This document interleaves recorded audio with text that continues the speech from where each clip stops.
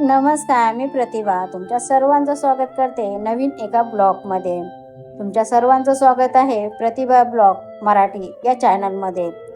आज मी वडापाव बनवणार आहे. तर वडापाव कशा प्रकारे घरी बनवायचा तर संपूर्ण माहिती आजच्या व्हिडिओमध्ये तुम्हाला मिळणार आहे.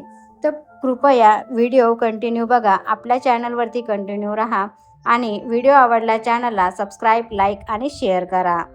तर मी थोडेसे वडापाव बनवण्यासाठी बटाटे घेतलेत. अर्धा किलो बटाटे घेतलेत आणि ते कुकरामध्ये टाकितले आणि गॅसवरती शिजवायला ठेवले. तर थोड्या हिरव्या मिरच्या शिलून घेतल्यात. तर हिरव्या मिरच्याचा ठेसा बी तुम्ही कोथिंबीर घालून हिरव्या मिरच्याचा ठेसा काढून तुम्ही त्या जे आपण बटाटे वड्यासाठी चटणी बनवतो त्याच्यामध्ये तुम्ही टाकू शकता. तर मी काय केलं, मिरच्या थोड्या हिरव्या त्या कापून घेतल्या.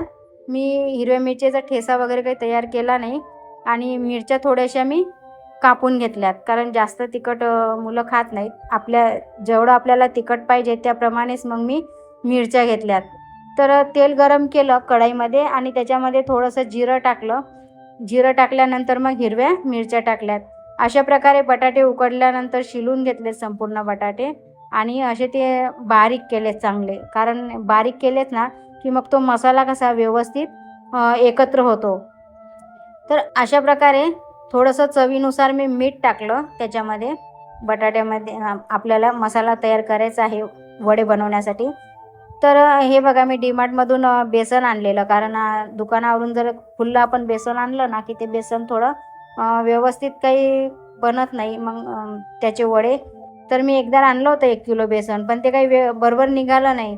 मग मी डीमार्टमधनंच बेसन आणलेलं. छान निघाले दोन्ही पाकिटं. बेसन डीमार्टमधल्या सगळ्या वस्तू ज्या असतात खायपियाच्या, रवा वगैरे, ते सगळं मी डीमार्टमधूनच आणते. खूप छान असं असते ते. रवा बी चांगला असं फुलतो. आपण जर उपमा बनवला ना रव्याचा तर तो चांगला फुलतो.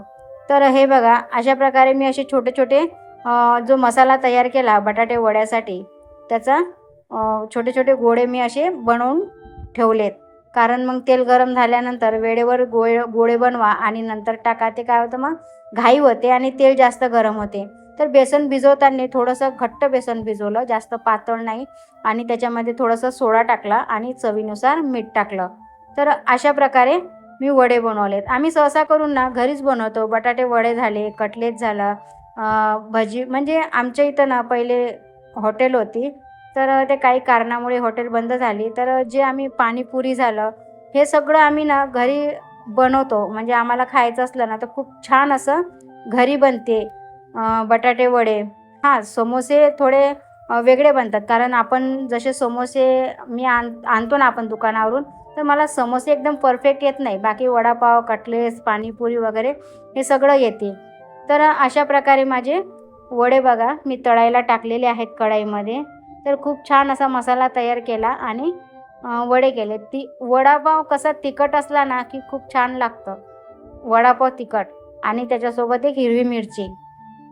तर पाव आम्ही विकत आणलेले बेकरीमधून. दुकानातून आणले तर थोडे महाग भेटतात आणि बेकरीतून आणले तर थोडे स्वस्ते आपल्याला पाव मिळतात.